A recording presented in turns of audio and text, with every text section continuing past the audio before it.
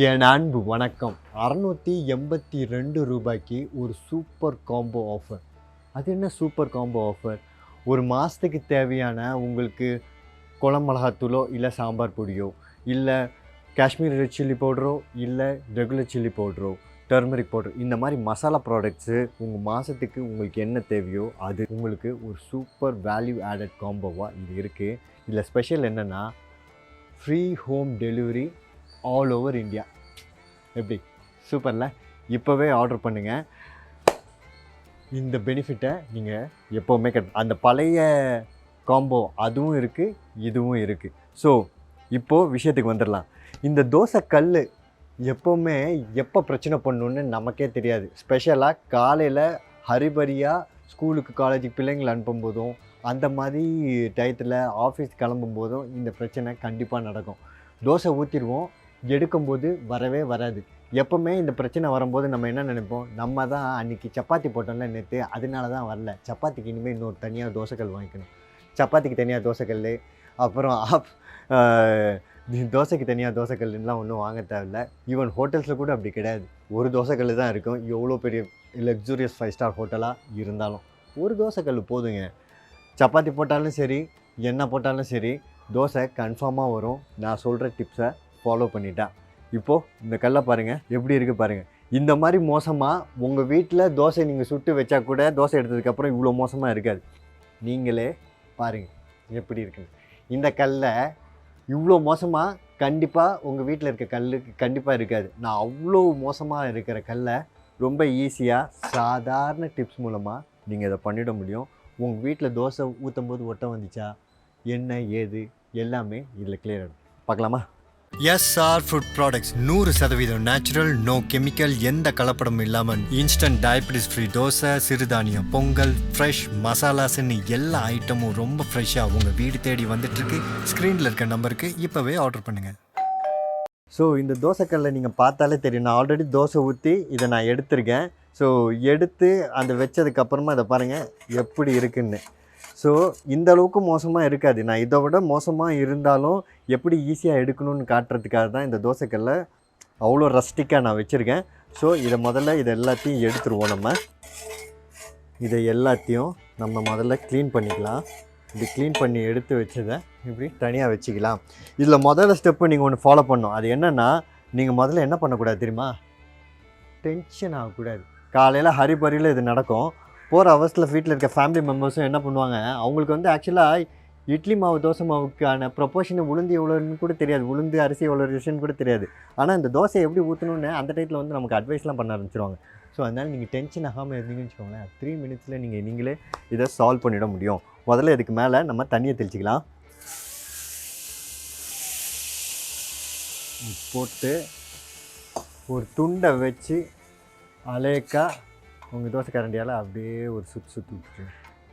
இது பார்த்திங்கன்னா நான் ரொம்ப நாள் யூஸ் பண்ணாத கல், லேசாக ரஸ்டிக் வேறு ஆகிருக்கு, லேசாக துருப்பிடிக்க வேறு ஆரம்பிச்சிருக்கு. ஸோ இதை எல்லாத்தையுமே நான் என்ன பண்ணுறேன், இவ்வளோ மோசமாக இருந்தாலுமே இந்த டிப் மூலமாக நீங்கள் இதை சரிப்படுத்திட முடியும். ஓகே, இப்படி வச்சிடலாம். ஓகே, இப்போ அடுத்த ஸ்டெப்பு நான் பண்ண போகிறது உங்களுக்கு கண்டிப்பாக இது தேவைப்படாது, நான் பண்ணுறேன். ஏன்னா இது பார்த்தோன்னா தெரியும் அங்கங்கே ரஸ்ட்டாக இருக்குது. எவ்வளோ தூரம் இந்த கல் மோசமாக இருக்கிறது நான் ரெடி பண்ணணுன்னு காட்டுறதுக்காக நான் இந்த கல்லை நான் அப்படி வச்சுருக்கேன். இது என்னென்னா வாஷ் பண்ணி தரேன், வேறு எதாவது. ஓகே, இது வாஷ் பண்ணி இப்போ எடுத்துகிட்டு வந்தாச்சு. இந்த ஸ்டெப்லேருந்து நீங்கள் ஃபாலோ பண்ணிக்கலாம். கேஸ் ஆனில் இருக்குது. ஸோ இது அப்படியே கொஞ்சம் கொஞ்சமாக இந்த ஹீட்லேயே இது காஞ்சிடும். ஸோ இந்த கல் ஆல்மோஸ்ட் 80% ஒர்க்கு டன்னு. ஸோ இப்போ நம்ம என்ன பண்ணோம், இதில் லேசாக எண்ணெயை தேய்ச்சிட்டா மட்டும் போதும். இப்போது இந்த தோசைக்கல் இது ரெடி. இது நல்ல சீசண்டாகவே ஆயிடுச்சு. அப்போ இதில் அப்படியே டேரெக்டாக ஊற்றிடலாமா? இப்போ ஊற்றினா வராது. ஆக்சுவலாக நீங்கள் பார்த்துருப்பீங்க, நீங்கள் தோசை வரும்போது நீங்கள் இது பண்ண முடியும். தோசைக்கல்லை போட்டிருப்பீங்க, எண்ணெய் லேசாக தான் தடவிருப்பீங்க. அந்த தோசை ஊற்றும்போது பார்த்திங்கன்னா தோசை பிறண்டு வரும். பார்த்துருக்கீங்களா? அதுக்கு காரணம் ஆக்சுவலாக தோசைக்கல்ல ப்ராப்ளமா இல்லை நம்ம மாவு அரைச்சது ப்ராப்ளமானு நம்ம மேலேயே கொஸ்டின் பண்ணிப்போம். அதிலலாம் ஒரு விஷயமே கிடையாது. என்ன செய்யும், அது பெரலை செய்யும். நீங்கள் ஹோட்டல்லலாம் பார்த்தீங்கன்னா ஒரு தோசை போட்டு முடித்த உடனே இல்லை கணவனே தண்ணியை தெளித்து அவங்க இதுக்காகவே பிரத்யேகமாக ஒரு ப்ரஷ்ஷோ இல்லை தொடப்பமோ வச்சுருப்பாங்க. அதுக்கு மட்டுமே யூஸ் பண்ணுவாங்க. அதை போட்டு நல்லா க்ளீன் பண்ணிவிடுவாங்க. அதில் எந்த எக்ஸ்ட்ரா க்ரீஸும் இருக்காமல் இருக்கிறதுக்காண்டி தேவையானது மட்டும் இருக்கும், தேவையில்லாதது வெளியே வந்துடும். அதுக்காண்டி தான் நீங்கள் தோசையில் நீங்கள் எக்ஸ்பெக்ட் பண்ண முடியும். ஸோ அதே தான் இப்போ ஆல்ரெடி இதில் நான் தேய்ச்சிட்டேன். இதில் என்ன பண்ணோம், தண்ணியை தேய்ச்சிட்டு தொடச்சிட்டா இதில் வந்துடும். இதுக்கு அது தேய்க்கணும், அது பண்ணணும், இது பண்ணணும், ஒன்றும் இல்லை. இப்போ பாருங்கள் வரும். பார்த்தீங்கன்னா இதில் இருக்க எக்ஸஸ் ஃபேட்டெல்லாம் தெரியுது பார்த்தீங்களா உங்களுக்கு. இதை அப்படியே தொடச்சி எடுத்துடலாம். இப்போது எப்படி இருந்த கல் இப்போது எந்த லெவலில் எவ்வளோ சூப்பராக இருக்குதுன்னு மட்டும் பாருங்கள். ஓகே, அவ்வளோதான். இது தோசை ஊற்றுறதுக்கு பர்ஃபெக்டாக ரெடி. ஆக்சுவலாக எல்லோரும் என்ன நினைப்பாங்க, இதில் வந்து வெங்காயத்தை தடவிட்டால் ஈஸியாக இருக்குமோ, தோசை வரலன்னா வெங்காயத்தை நறுக்கி போடுங்க. அதுக்கப்புறம் ஒன்று சொல்லுவாங்க, நல்ல ப்ரெஷ்ஷை வச்சு நல்லா தேய்ச்சி கழுவிடுங்க, அப்போ தான் நல்லா வரும். அப்புறம் புளியை போட்டு தேய்ங்க. அது நெசசரி இல்லை. அது போடுறதும் உங்கள் விருப்பம். அது போடணுன்ற அவசியம் இல்லை. அதுக்கும் இதுக்கும் எந்த சம்மந்தமும் இல்லை. ஆக்சுவலாக தோசை ஒட்டுறதுக்கான காரணம் என்னன்றதை நான் சொல்லிடுறேன். 2 ரீசனுக்காக தான் உங்கள் தோசை உங்கள் கல்லில் ஒட்டும். முதல்ல ஃப்ரிட்ஜிலேருந்து மாவு எடுத்து டேரெக்டாக ஊற்றினீங்கன்னா அதுவும் ஒட்டும், பெரிய அளவில் ஒட்டினாலும் அது ஒட்டும். 2வது, நேற்று வந்து சப்பாத்தி போட்டிருக்கீங்க, அதில் நிறைய கோதுமை மாவோ இல்லை மைதாவோ மிக்ஸ் பண்ணி அது போட்டோன்னா அது கொஞ்சம் ரஸ்டிக் ஃபாலோ பண்ணியிருக்கோம். அது அந்த டயத்தில் நீங்கள் டக்குன்னு காலையில் ஏஞ்சி தோசை ஊற்றும் போது அது வரத்துக்கு வாய்ப்பு இருக்குது. 2வது வந்து என்னென்னா, நீங்கள் அப்படியே பேச்சு வாக்குலேயோ மறந்த பாக்குலேயோ என்ன பண்ணுவீங்க, கேஸை ஃபுல் ஃபயரை வச்சுட்டு எங்கேயா போயிருப்பீங்க, தோசை சுட்டு முடிச்சிட்டேன்னு நினச்சிட்டு போயிருப்பீங்க. ஆனால் அது ஃபயர்லேயே இருக்கும். அதுக்கப்புறம் பார்த்துட்டு நீங்கள் ஆஃப் பண்ணி வச்சுருப்பீங்க. அந்த கல் என்ன ஆகுனா நல்லா முருகி போய் நீங்கள் ஆஃப் பண்ணி வச்சுருப்பீங்க. அதனால தான் இது இருக்குது. நீங்கள் மறுநாள் அந்த முருகி போன கல்லை எடுத்து நீங்கள் திருப்பி ஸ்டார்ட் பண்ணிங்கன்னா இந்த ப்ராப்ளம் வரும். ஸோ இந்த 3 ரீசன் தான் வரத்துக்கு வாய்ப்பு இருக்குது. ஸோ இந்த 3 ரீசனில் நீங்கள் எதுனாலும் இது பண்ணால் சரியாயிடும். இந்த வெங்காயம் போட்டு நல்லா தேய்ச்சி அதெல்லாம் பண்ணுறது, புது கல் வாங்கினா அதெல்லாம் தேவைப்படும். கொஞ்சம் சீசனிங் பண்ணுறதுக்கு அது தேவைப்படும்.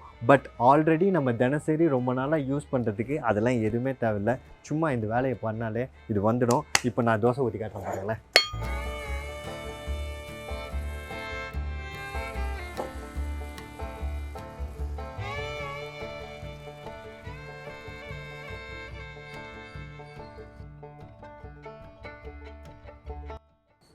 எப்படி அல்வா மாதிரி வருது பார்த்தீங்களா?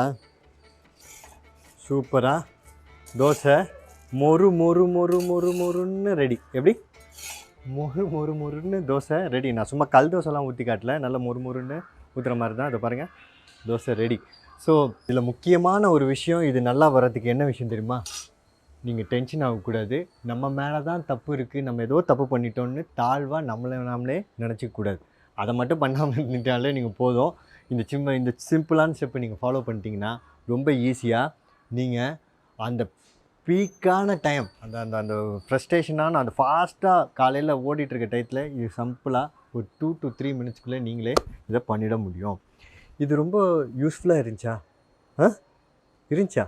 அப்போ என்ன பண்ணணும்? ஷேர் பண்ணணும். ஏன்னா life is better when we share.